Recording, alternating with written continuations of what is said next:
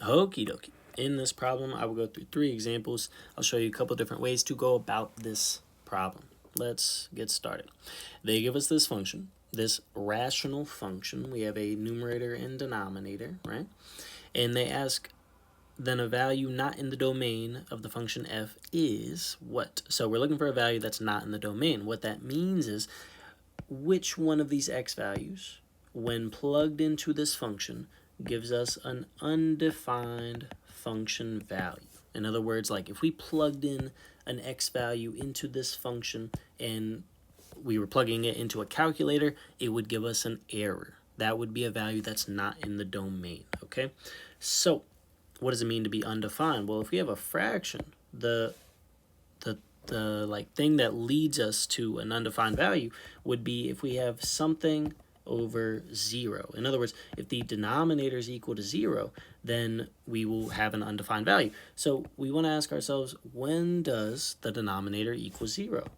So the first method would be to just set the denominator equal to 0 and solve for x by factoring. Okay, so factoring, we put x's here. We're looking for two numbers that multiply to 3. And those same two numbers must add to -4. So the easiest way to think about it is, what are the two numbers that multiply to 3 first? What are the only two numbers that multiply to 3? Well, that's 1 and 3. Then we have to ask ourselves, what would the signs be? Would they be positive or negative in order for them to both add to -4?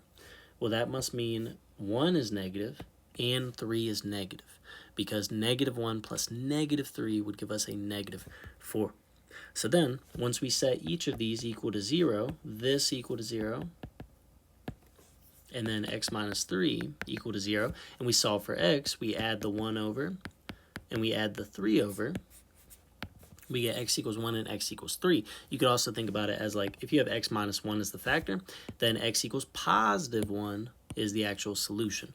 X minus 3 as the factor leads us to positive 3 as the actual solution, right? It's always the opposite sign, sort of what you see from the factor. So which one of these values do we see in our answer choices? We only see x equals 3. So x equals 3 is the value that makes the denominator equal to 0, which makes the overall value undefined, which means that x equals 3 is not in the domain of f.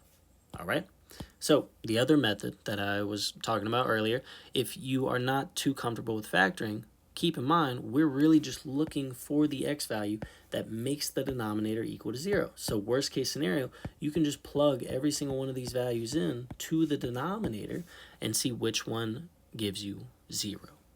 So let's try that for the next one.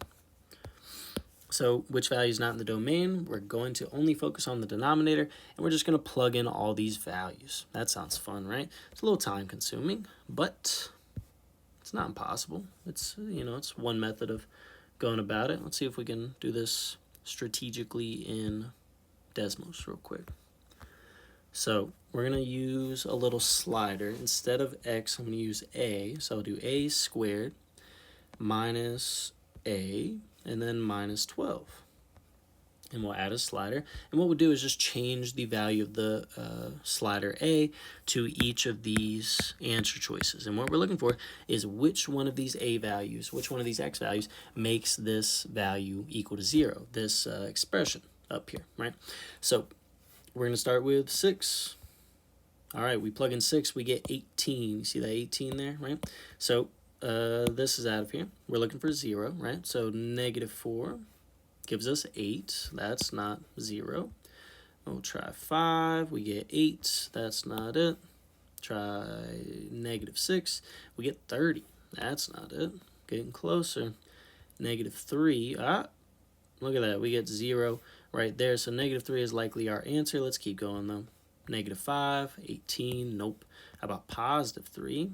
That's -6. Nope. So we can definitely say that E is our answer, because when we plugged in -3, we got that the denominator was equal to 0, which means that the overall value is undefined when we plug in -3. So -3 It's not in the domain. All right, that was 2 examples. Let's go ahead and do this last example, and I will do this by factoring because I love to factor. We're starting with the denominator. We're setting this equal to 0, so x squared minus 9 equals 0.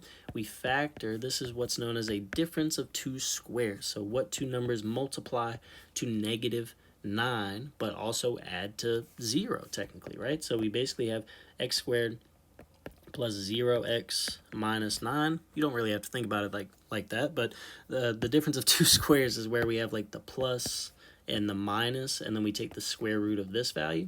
So the square root of 9 is just 3. And so we have plus 3 and minus 3, which leads us to solutions of negative 3 and positive 3, respectively. So we're just looking for one of these values in our answers, and we do see positive 3 in our answer choices. So x equals 3 is a value that makes the denominator equal to 0, which means that x equals 3 is the value that makes the function undefined, which means that x equals 3 is the value that is not in the domain. Hope that makes sense. Here's 3 glances at the 3 problems we worked out. If you have any questions, let me know.